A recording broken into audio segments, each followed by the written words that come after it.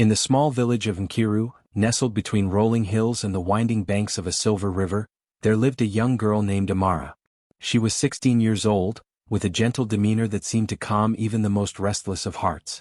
Her skin glowed like the earth after a fresh rain, and her eyes reflected the deep, endless skies above the village.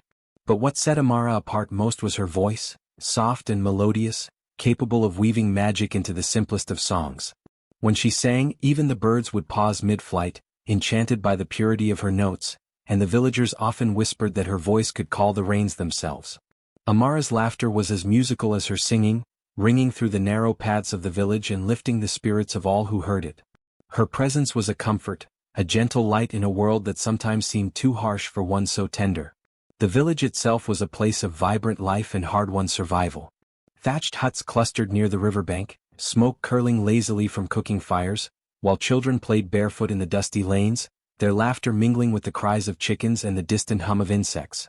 The villagers relied heavily on the rains, for the soil, though fertile, would quickly dry without the heavens' blessing. Crops of maize, millet, and yams swayed in the wind, and every harvest season was celebrated with songs and dances, acknowledging the delicate balance between the people and the land. The elders often spoke of the spirits that resided in the forests, rivers, and clouds, reminding the villagers that nature was alive, watching, and listening. In this village, a song could heal, a prayer could protect, and a voice could shape the destiny of the harvest itself. Amara lived with her father, a hard-working farmer named Oba, who was gentle but often weary from long days in the fields. Her stepmother, Igioma, was a woman of striking appearance, with sharp eyes that seemed to measure every soul she encountered. There were also two younger siblings, sons from Igioma's previous marriage, boisterous and mischievous, yet under the careful watch of their mother. From the beginning, a quiet tension lingered in the household. While Oba adored Amara for her sweetness and diligence, Igioma could not hide the shadow of envy that crept across her face whenever Amara sang or laughed. The stepmother's gaze would linger too long on Amara's shining hair, her clear skin, and the effortless way she could brighten the room. Inside her heart, seeds of jealousy began to grow, though she wore a mask of care and civility. Even in those early days, small hints of conflict began to surface. Igioma would watch Amara from the doorway as she helped fetch water or tend to the animals, whispering under her breath about the girl's beauty and the power of her voice. Occasionally she would mutter cryptic warnings to herself, and the villagers sometimes noticed the way she scowled when Amara's songs lifted their hearts.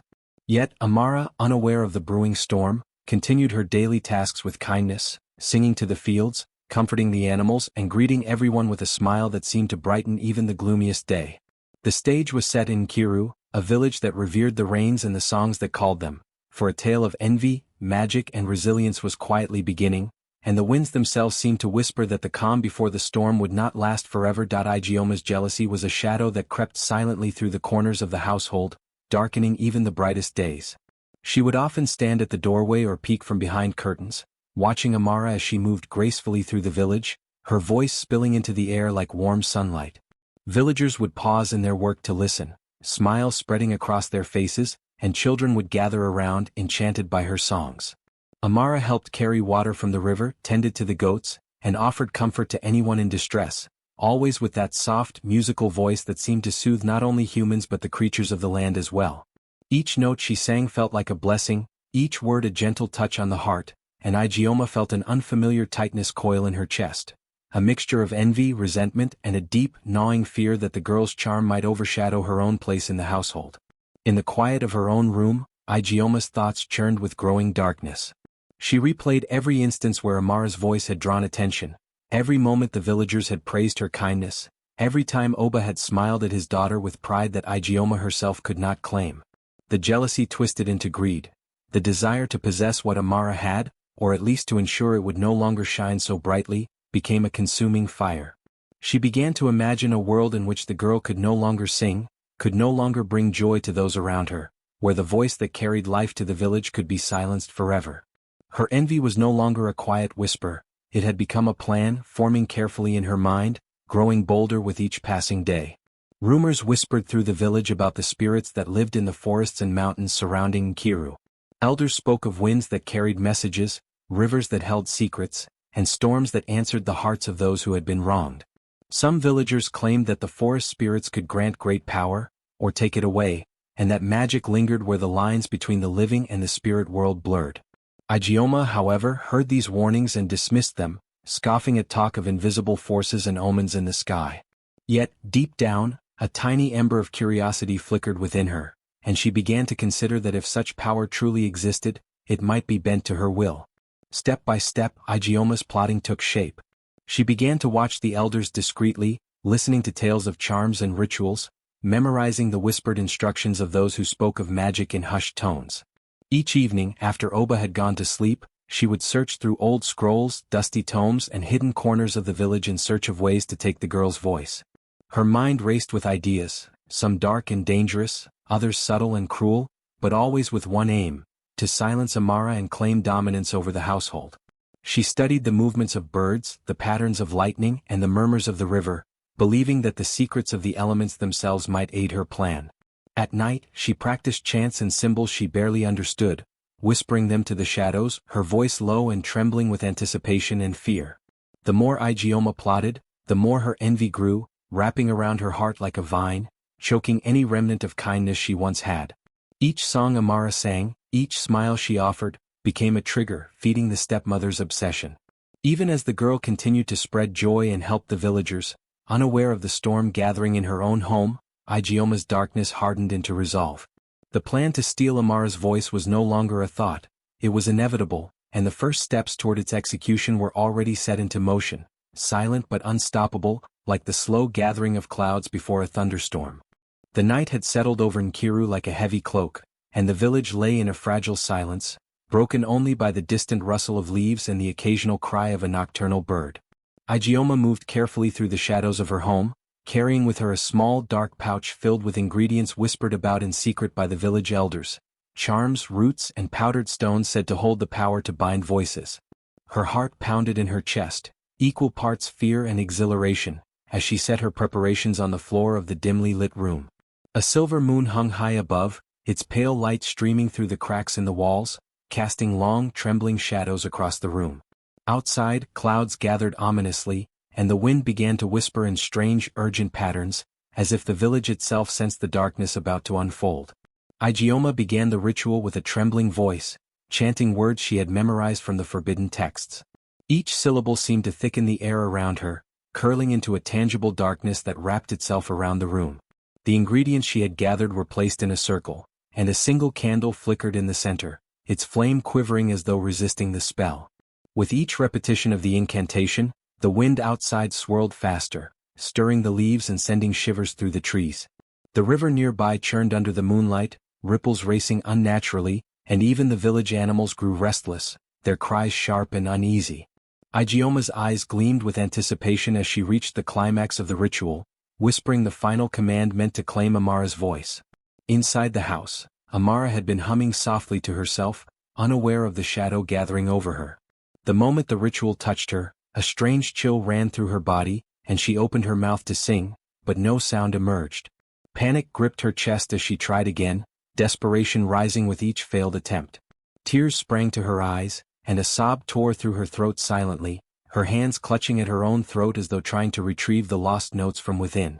The musical voice that had charmed the village, that had called the winds and comforted the weary, had vanished, leaving her hollow and trembling.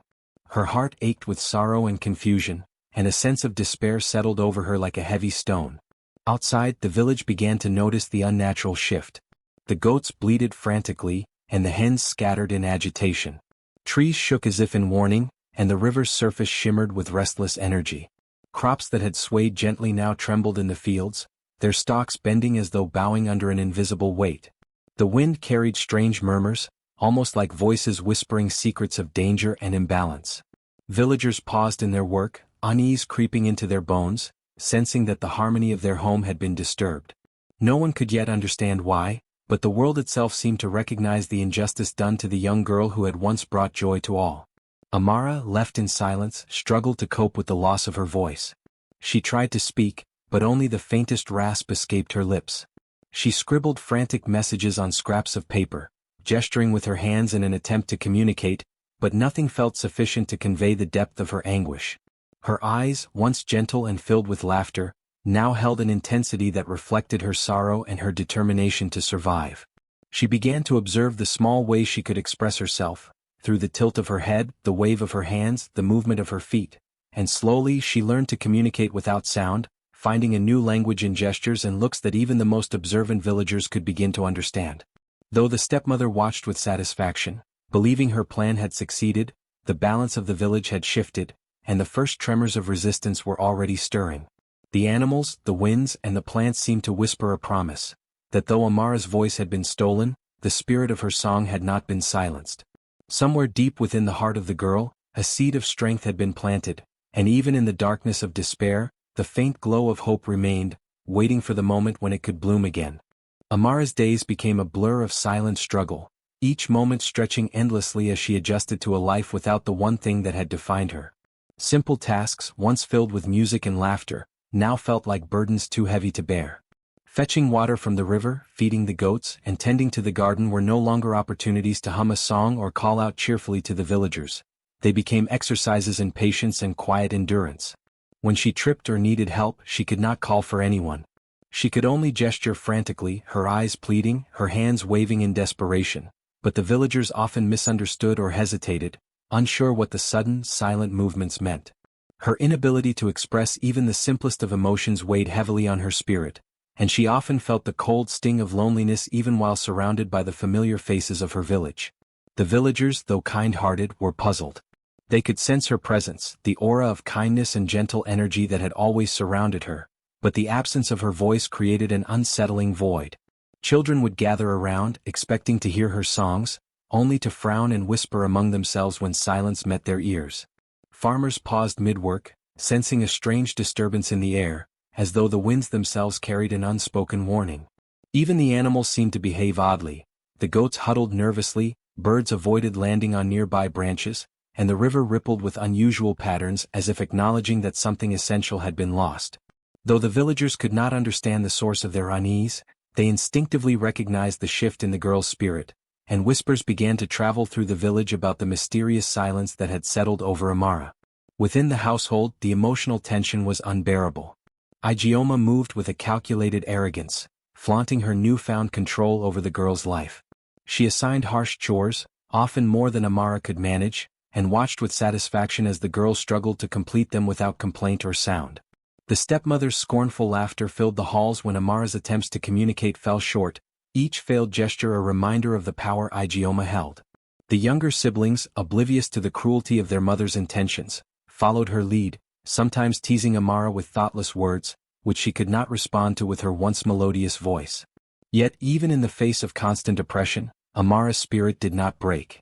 A quiet resilience began to grow within her, a determination that no silence, no matter how cruel, could fully extinguish. In the stillness of her isolation, Amara began to notice patterns in the world around her. The animals, once ordinary companions, seemed to respond to her emotions, gathering near when she was sad or frightened and retreating when danger approached.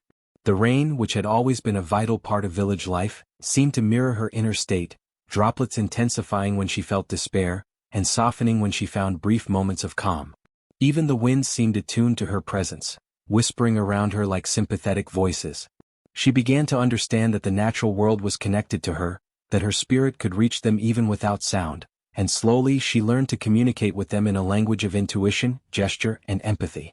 During this period of silent awakening, Amara also found allies in unexpected places. A wise elder from the village, known for speaking to the spirits of the forest, took note of the girl's plight and began visiting her secretly, offering guidance through signs, gestures, and subtle teachings.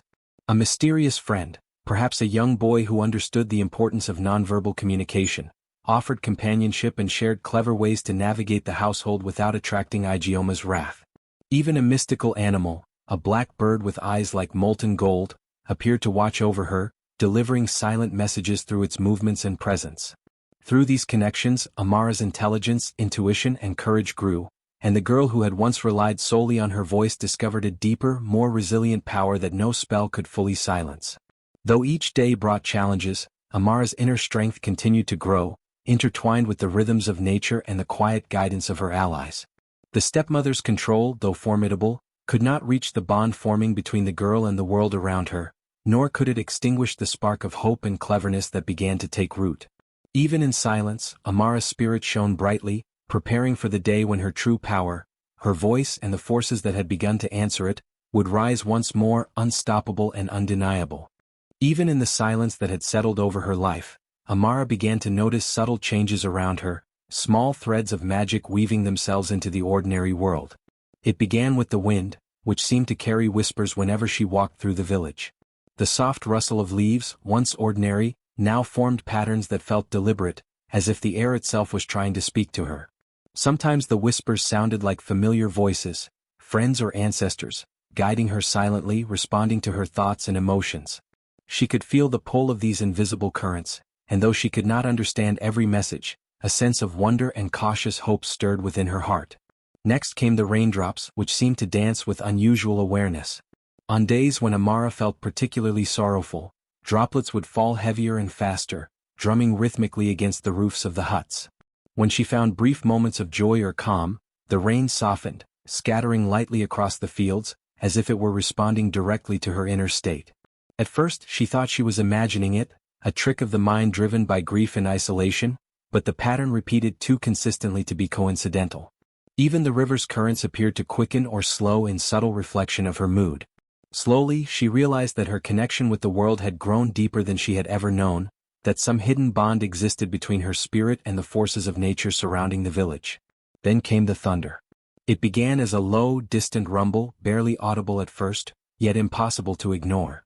The first time it happened, Amara was overcome with sadness, her silent tears falling onto the ground as she mourned the loss of her voice. A deep, resonant growl echoed across the hills, and she felt it resonate within her chest, matching the rhythm of her sorrow. Panic surged initially, for she could not understand why the clouds seemed to answer her emotions so vividly. Over time, however, she began to recognize a pattern. The thunder came when her heart was heavy, swelling into storms when her grief became too great to contain silently. Though she could not speak, the sky itself seemed to carry the echoes of her soul. The manifestations of her hidden power became more complex as days passed. Minor storms would arise unexpectedly, bringing sudden gusts of wind, showers that drenched the fields, or fleeting lightning that illuminated the night sky with jagged brilliance. Shadows stretched and shifted in peculiar ways around her, flickering unnaturally as if responding to her presence. Light danced strangely through the leaves, forming patterns that sometimes resembled symbols or messages she could not yet decipher. Even the village animals appeared aware of these changes, behaving differently near her, their eyes glimmering with an intelligence that suggested recognition of a force beyond ordinary understanding. Each small sign of magic filled Amara with both awe and trepidation, for she realized that her spirit had grown powerful, even if she did not yet fully comprehend how to wield it. The villagers, too, began to sense that something extraordinary was unfolding. Farmers paused in their fields, shielding their eyes as sudden localized clouds formed above Amara's path. Children whispered in fear and excitement, pointing at the strange play of light and shadow around her. Elders muttered to one another, debating whether these signs were blessings or curses, whether the girl's suffering had somehow called forth these mystical responses, or if she had become the vessel of some greater, unknowable power. Some villagers approached her cautiously, offering small gifts or words of encouragement, unsure whether their gestures would please or anger the forces at work. A sense of awe and wariness hung thick in the air, as if the entire village had become attuned to the subtle rhythms of Amara's hidden voice, carried now not through sound but through the raw, elemental energies surrounding her. Through all of this, Amara herself grew more aware of her own potential. She began to test these powers silently, focusing her thoughts and emotions, observing how the wind, rain, and thunder reacted in response. Though she remained mute, she realized that she could communicate with the natural world in ways she had never imagined, that her spirit resonated deeply with the forces that governed life around her.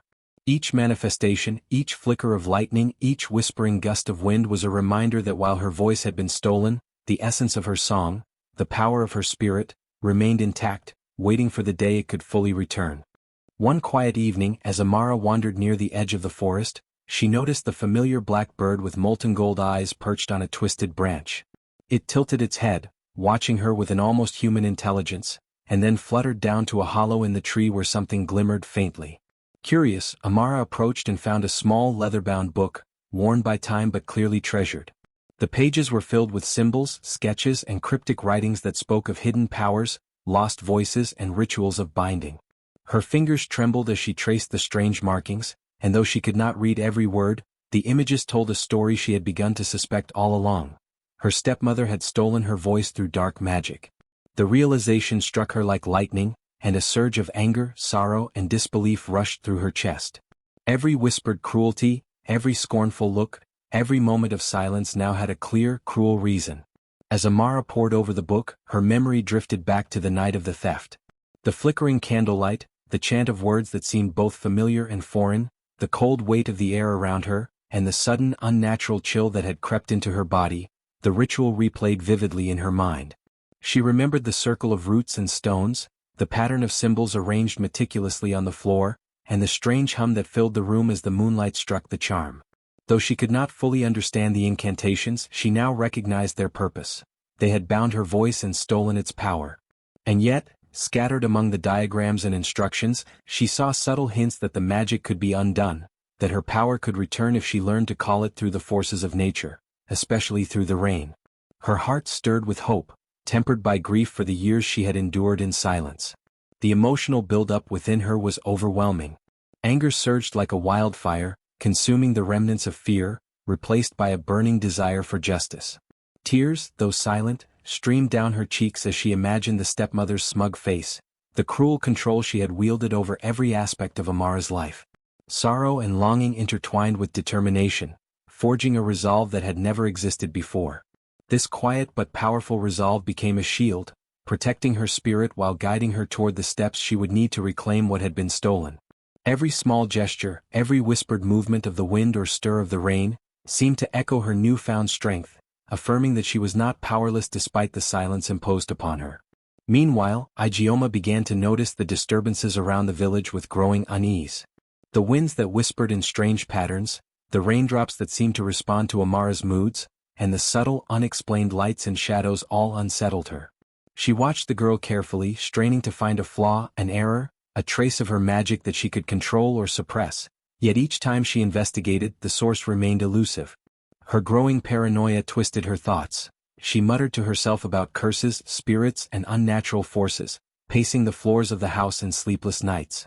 Though the magical disturbances were subtle, they were enough to make her second-guess herself, to tremble at the notion that the girl's spirit might be stronger than the dark magic she had invoked. Amara, in her quiet determination, observed Igioma's paranoia with a sense of clarity. The stepmother's control had begun to slip, not because of confrontation, but because the natural world itself seemed to protect the girl.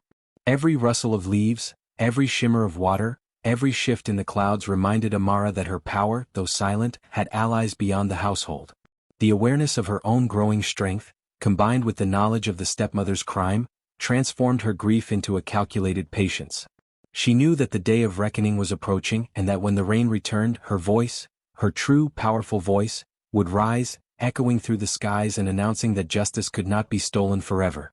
Under the cover of night, Amara slipped quietly from her home, careful to avoid waking her stepmother or siblings.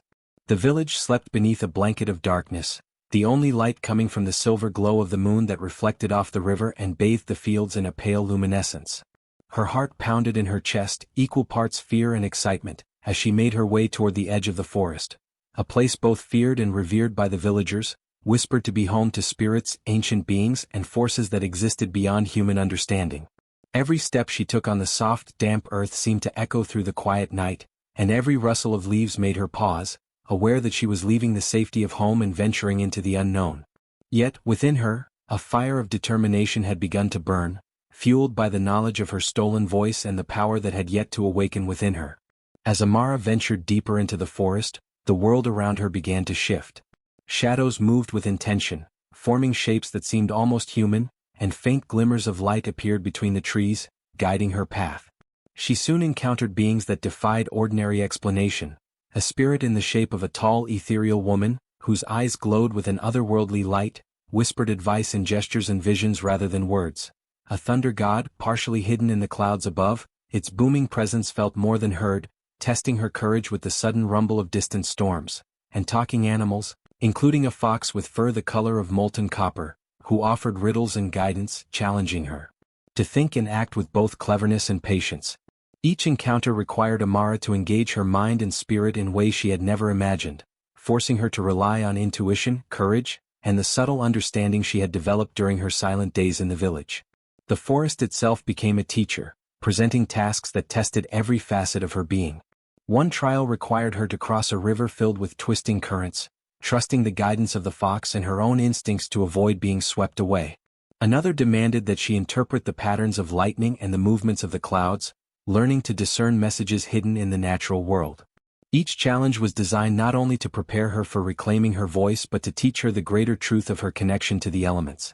Slowly she began to understand that her emotions, her grief, anger, and hope, were not weaknesses but conduits through which she could channel the power that had been stolen from her. Tears shed in solitude became sparks that lit the forest path, silent sighs resonated with the rustling leaves, and moments of quiet determination drew energy from the wind itself. Amara's training grew more intense as days passed. She learned to summon small storms, to let her sorrow call forth the rumble of thunder, to weave lightning and wind into expressions of her will. Each lesson demanded patience, as the forces of nature responded slowly and deliberately, testing her persistence and resolve. The mystical beings observed her with scrutiny, sometimes withdrawing guidance to see if she could succeed on her own. Every success, no matter how small, strengthened her spirit, built her confidence, and honed the magical abilities that had remained dormant since her voice was stolen.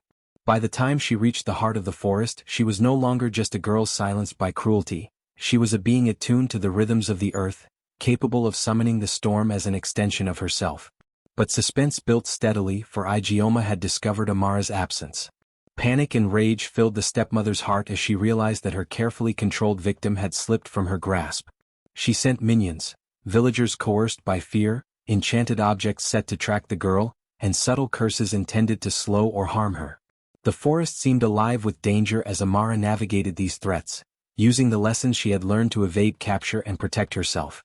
Each challenge raised the stakes, reminding her that her journey was not only one of self-discovery and empowerment but also a race against the forces seeking to maintain the stepmother's control.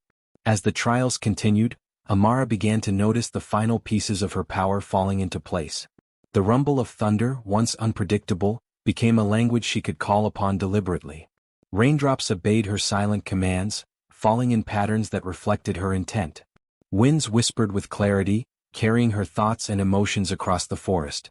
Even the animals moved as allies, responding with coordinated actions that ensured her safety. The culmination of her training came in a quiet moment beneath a clearing, where lightning arced across the sky in response to her focused thoughts, and the wind carried the echoes of her long-lost song. She realized that though her voice had been taken, the essence of it, its power, its emotion, its connection to the natural world, had never truly left her.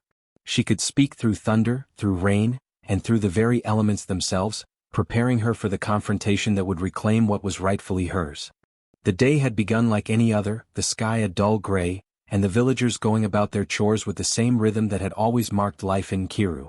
Yet, a tension hung in the air, imperceptible at first, like the quiet pause before a storm.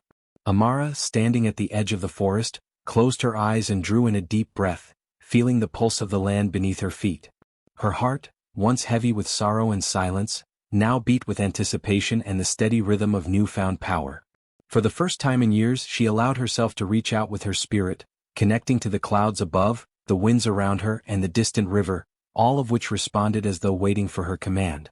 The storm that had been gathering in the depths of her training stirred, coalescing above the village in dark, swirling masses, ready to speak the truth that had long been silenced. A single gust of wind swept through the village, ruffling thatched roofs and bending the branches of trees. The air grew heavy, charged with electricity, and the animals fell silent, sensing the arrival of a force beyond their understanding. Amara lifted her arms, and the first roll of thunder echoed through the hills, not as a simple rumble but as a voice resonating with clarity, commanding attention. The villagers paused mid-task, eyes widening in awe as the sky seemed to speak directly to them. The thunder carried a cadence that mimicked speech, articulating long-hidden truths: the cruelty of the stepmother, the innocence of the girl, and the cosmic balance disrupted by envy and malice. Rain began to fall in patterned torrents, drumming on rooftops and fields, each drop a note in the symphony of Amara's reclaimed voice. From the steps of her home, Igioma watched in horror as her control slipped away. She raised her hands, shouting incantations she had once used to dominate, trying to stifle the storm with curses and threats. Yet the elements paid no heed to her commands. The wind howled past her, the thunder spoke over her, and the rain fell in patterns she could not disrupt. Her power, derived from fear and dark magic, was insignificant against the purity and strength of the girl's connection to the natural world. Every attempt to silence the storm only strengthened the display, and every failure deepened the stepmother's panic and despair. The villagers' reactions were a mixture of awe, fear, and admiration. Children ran to the fields, faces turned skyward, trying to capture a glimpse of the magical spectacle above. Farmers abandoned their work, mouths agape as lightning flashed in rhythmic bursts, tracing the pulse of the girl's spirit. Elderly women crossed themselves, muttering prayers of reverence, while men whispered among themselves about the power of the girl they had watched grow up in silence. They could not fully comprehend the magic at work, but they felt its truth resonating in their bones, a message of justice and the restoration of balance. Even those who had doubted or feared Amara could no longer deny the force she had become, for it was not just her voice that thundered, but the embodiment of truth itself. As the storm reached its crescendo, the symbolism of thunder became undeniable. It was not merely a display of nature's wrath, it was a proclamation of justice, a voice for the oppressed, and a reminder that the natural world would always respond to imbalance. Each boom of thunder carried moral weight, each flash of lightning illuminated deception, and each gust of wind swept away remnants of cruelty. Amara's power was no longer hidden. It radiated through the village, touching the fields, the animals, and the people, reinforcing the sacred truth that envy and malice could not endure in the presence of purity and courage. In the eye of the storm, Amara felt a deep connection to everything around her. She realized that her voice had never truly been gone. It had transformed, becoming intertwined with the elements, stronger and more commanding than it had ever been. The storm did not merely speak for her. It was her, an extension of her soul, echoing the lessons she had learned through silence, struggle, and communion with nature. And as the thunder rolled across Nkiru, every villager, every creature, and even the clouds themselves seemed to acknowledge that the balance had been restored, that truth had triumphed, and that the girl who had once been silenced was now an uncontainable force of justice and harmony. The storm had settled into a steady roar, rain drumming rhythmically across rooftops and fields as Amara advanced toward her home. Each step she took resonated with the power she had cultivated in the forest, the wind and thunder acting as extensions of her will. The villagers had gathered at a safe distance, witnessing the spectacle in awe and fear, unsure whether to celebrate or cower from the magical force before them. At the entrance to the house, Ijeoma appeared, her face twisted with rage and disbelief. She raised her hands, attempting to summon curses and dark spells, but the winds that had once obeyed her now twisted against her, buffeting her from all sides. "Child!" Ijeoma screamed, voice cracking in panic. "What is this sorcery? How dare you defy me?" Amara raised her arms, and the storm responded as if interpreting her intent. Thunder rumbled in cadence, forming a voice that carried through the rain, speaking words she could not utter herself. The voice was firm yet calm, echoing with the authority of truth and the weight of justice. "Your cruelty ends today," it said, the deep, resonant tone vibrating through the trees, over rooftops and into the hearts of the villagers. "The harm you have caused will return to you, and balance will be restored." Ijeoma recoiled, trying to hide behind the walls of her home, but the storm pressed forward, unrelenting. She conjured shadows, twisted illusions meant to distract and frighten Amara, but the girl's cleverness, honed during her trials, allowed her to see through each deception. Lightning illuminated hidden traps, raindrops revealed the footprints of magical snares, and the wind whispered the secrets of Ijeoma's schemes directly into Amara's mind. Every trick the stepmother attempted was countered, not through force alone, but through the girl's intelligence, intuition, and the deep bond she now shared with the elements. As the confrontation escalated, the punishment for the stepmother became inevitable. A final surge of magical energy called forth by Amara's focused will swept through the house. The dark charms and curses Ijeoma had relied upon backfired, binding her instead, forcing her to face the weight of her own malice. The winds hurled her from the thresholds, the rain stung with cold precision, and the thunder echoed her crimes for all to hear. Villagers gasped as they watched the once dominant woman stumble, humiliated and powerless, her schemes undone by the very forces she had sought to control. The magic of the storm did not destroy her, but it ensured that her power over others was broken, leaving her to reckon with the consequences of envy, cruelty, and unchecked ambition. Amara, standing at the heart of the storm, did not shout or curse. She did not revel in vengeance. Instead, her gestures and the cadence of the thunder spoke of wisdom and mercy. She allowed the winds to guide Igioma away from danger, the rain to cleanse her of the ill intentions that had poisoned her spirit, and the lightning to illuminate the path of reflection rather than destruction. The girl's power, once stolen, was now tempered with compassion, demonstrating that true strength was not merely the ability to punish, but the capacity to restore balance with dignity and thoughtfulness.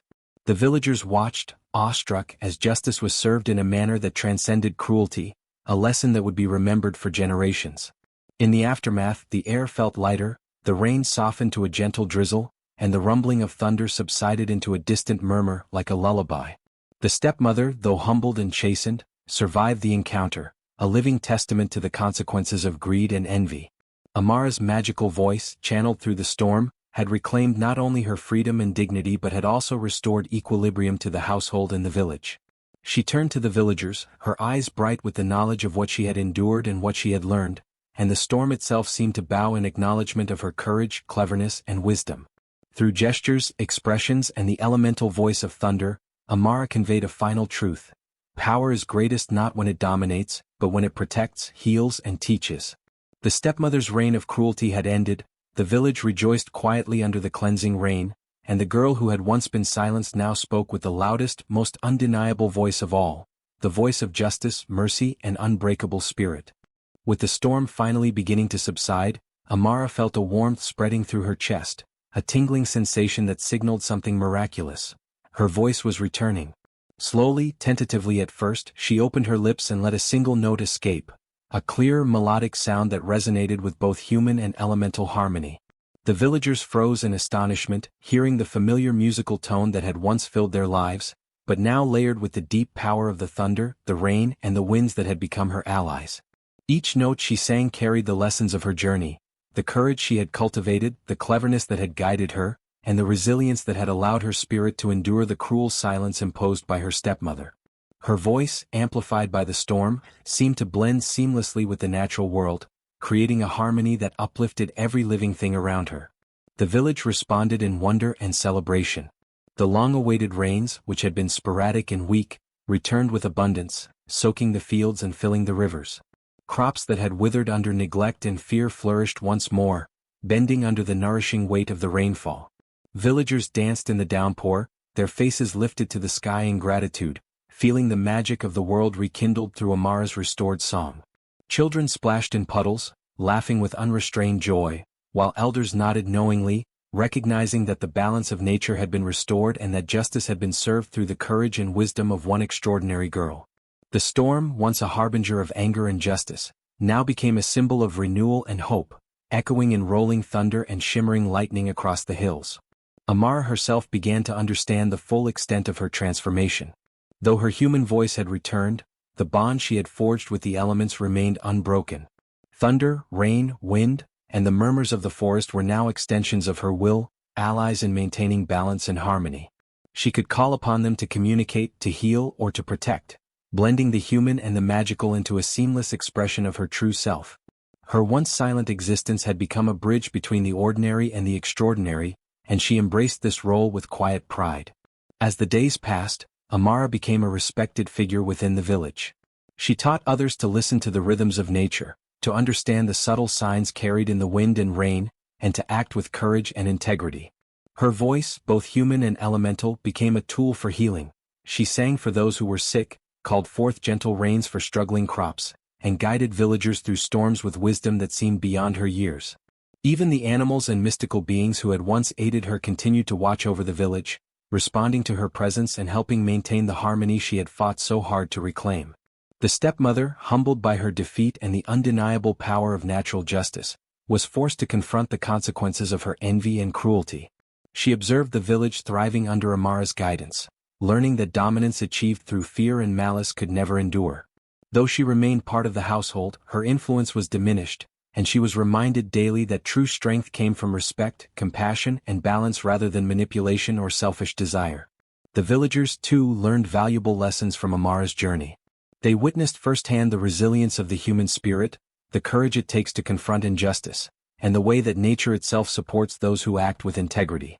Her story became a living parable, reminding all who heard it that strength is measured not only by survival but by the wisdom, patience, and empathy cultivated along the path of struggle. Every song she sang, every storm she calmed, and every harvest she nurtured carried the essence of this lesson, embedding it deeply within the hearts of her community. Amara's transformation was complete. She was no longer the silenced girl of the past but a guardian of balance, a healer, and a singer whose voice could move mountains and hearts alike.